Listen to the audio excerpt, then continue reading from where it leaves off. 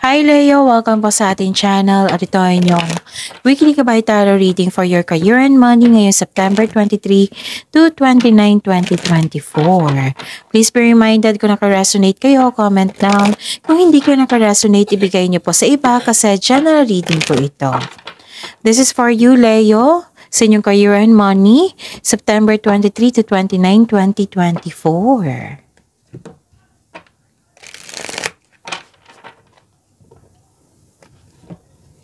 Maraming salamat po sa inyong patuloy na suporta at maraming salamat din po sa mga hindi nag-skip ng ads.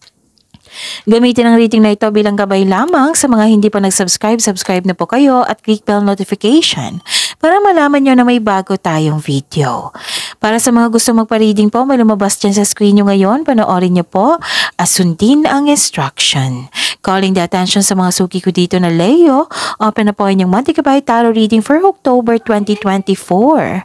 May 6 months from now reading tayo at love life reading po. So message me Leo for schedule. Maraming salamat po.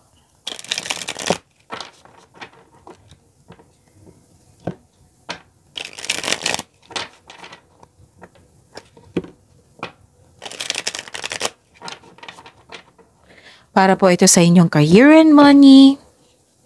Leo, ngayong September 23 to 29, 2024. Spirits Guide, mga ganap po. Another 2 cards po, mga ganap sa career and money ni Leo ngayong week na ito.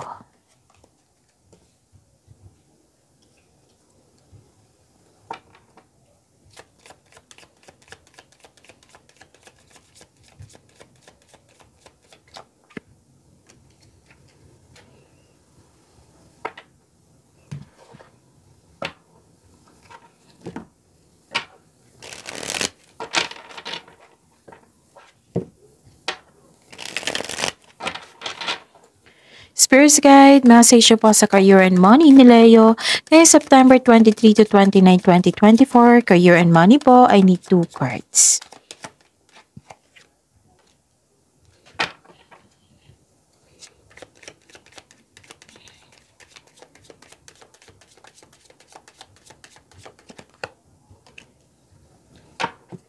Okay. Leo, ngayong September 23 to 29, 2024 for your career and money. May nagbigay ng support sa inyo dito. Nagbigay ng wisdom message. Part ito ng maturity mo. And nakita ko dito na may success po nangyari. Yes, things going your way. May positive opportunities. Yes, claimin nyo ito. May good luck and good karma. Pwede naka-receive kayo ng awards, rewards, recognition. May nag-compliment sa inyong career, sa inyong mga ginagawa, sa inyong trabaho dyan. And nakita ko dito yung happiness. May influence ang isang lalaki po sa week na ito. Maaari siya yung nagbigay ng tulong sa inyo, happiness, peace of mind, or sakit ng ulo. Nakikita ko, okay. Ang mensahe po dito is don't lose your vigilance kasi may taong hindi totoo sa inyo. So, mag-ingat po sa kanya. And you are about to be surprised. Ang ganda nito. I-claim nyo to, ha? Leo, surprise. Unexpected turn can bring positive change. So, be ready for change. So, may pagbabago, may changes. Be ready po daw kayo. And this is change for the better. Wow, claim nyo yan. Spirits Guide, ano po yung energy ni Leo sa career and money nila ngayong September 23 to 29, 2024. And the clarification of this card po.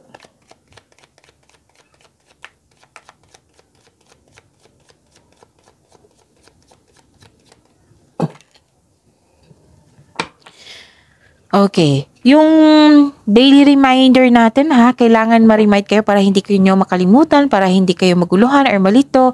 And kailangan din malaman to sa mga bagong subscriber natin, Leo.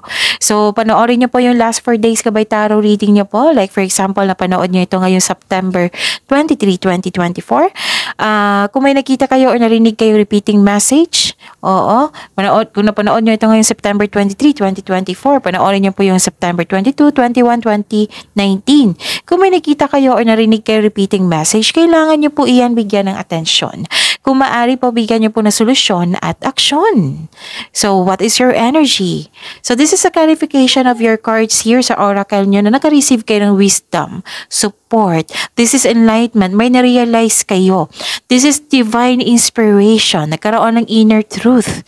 Okay? This is solitude also. Gusto mo mong mapag-isa para makapag-isip ng mabuti, para ma-re-energize ka.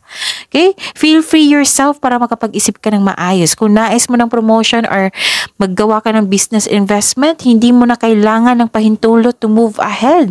Magtiwala sa inyong sarili, makinig sa inyong intuition, and have faith sa universe. Syempre, kasama na yan yung paggawa ng aksyon. Mas gusto mo magtrabahong mag-isa rather than in collaboration. Okay? You can restore your energy by spending time with yourself. Para sa pagbalik mo, you will feel your energy restored. So, kung naghahanap ka ng tanong sa inyong kung naghahanap kayo ng sagot sa inyong mga katanungan, sabi po ng card dito, nasa inyo na po daw yung sagot. Okay? Ano pa ang energy?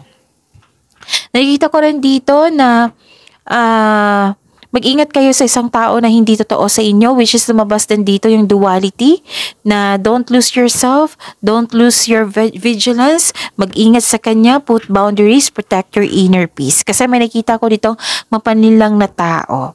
Okay? So, tapos, may advice po ng card dito, may advice po ang card nyo po dito na bumuo ng isang diskarte upang makuha ang gusto mo. O umalis sa yung trabaho bago maging toxic yung tao or toxic yung workplace. Kasi may nakita ko dito nagbabackstab, na may plastic, may taong hindi ka binibigyan ng halaga, walang pakialam sa iyo, or toxic siya na tao. So, umiwas, protect your inner peace, sabi po ng card dito. At mahigit sa lahat, huwag kunin yung negative energy niya. Okay? Spirits guide, possible blessings na ma-receive sa career and money ni Leo ngayong September 23 to 29, 2024. And the clarification po. Okay. So, what is your blessings na ma-receive nyo sa career and money nyo? Leo. Okay? So, this is the third card na nagsabi dito na may awakening. Nalaman mo kung sino yung taong hindi totoo sa inyo at natangkap mo ang mga nangyari. Oo, nagkaroon ng self-assessment, atonement, time for reflection kasi gusto mo sa energy mo dito, gusto mo mapag-isa, di ba? So, sa pagbalik mo, may solusyon ka na. Nasagot na yung mga katanungan. Oo, may naintindihan mo na lahat. Tapos, you're protecting your inner peace na. Okay? So, don't allow, may advice po ang card dito, hindi ibig sabihin nagkamali kayo noon, magkakamali kayo ngayon. Why? Why nasabi dito? Kasi kukunin mo yung learnings mo sa nakaraan para ma-apply mo sa present as a future para maiwasan yung pagkakamali noon. Okay? So, hindi ibig sabihin magkakamali kayo noon, magkakamali kayo ngayon. Huwag kayong magganyan mag-isip. Kundi, magtiwala, yun nga, yung sabi ng card dito na magtiwala sa inyong sarili. Okay? Mag-focus ka sa pag-release sa nakaraan and move forward into a new and more successful period. So, acknowledgement po. Acknowledge for your success is coming. Wow, ang ganda ng blessings. May parating po na may financial growth na magaganap. Ang ganda. So, yun. Spirits guide, challenges na ma-overcome po ni Leo sa career and money nila ngayong September 23 to 29, 2024. And the clarification of this card po. Maraming salamat po sa patuloy na tiwala at suporta sa ating channel. At maraming salamat din po sa mga hindi nag-skip ng ads. May lumabas dyan sa screen nyo ngayon, panoorin nyo po. Kung gusto nyo po iyan, then follow instruction. So this is challenges na ma-overcome ha. Huwag kayong matakot sa challenges kasi dyan tayo magiging mature, dyan tayo magiging successful, dyan tayo makakuha ng learnings, experiences. Yes. Disappointed ka sa kasamahan mo dito, at least alam mo na kung ano yung mga challenges na ma-overcome nyo. Disappointed kayo sa isang tao na kasi may high hopes at expectation ka sa kanya na hindi niya nabigay, na nabigla siyang nagbago, may humingi ka ng tulong dito sa isang tao pero hindi ka binigyan ng ng tulong, hindi siya agad hindi siya handang magbigay ng tulong sa iyo. So kailangan ng pag-intindi dito. Kaya nga may sabi dito na-realize mo na-accept mo na ang mga nangyari, nag-move forward ka niya, tinutulungan mo yung sarili mo. And nakikita ko rin dito na okay?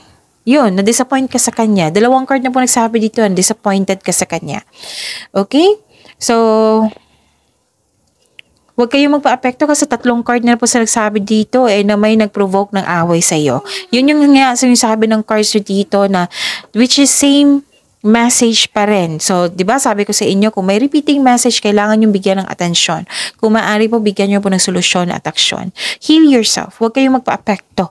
Huwag niyong tanggapin yung negative energy niya. Kasi ito yung distraction sa week na ito. So, ano yung ibig sabihin yan? Kung tatanggapin mo yan, mahirapan pumasok yung blessing sa para sa inyo. So, if I were you, mag-focus kayo sa binigay na blessing sa inyo dito, which is success, financial growth, good karma, good luck, okay? And things going your way. Okay? Yan. Mag-focus kayo sa positivity, positive affirmation ay kailangan.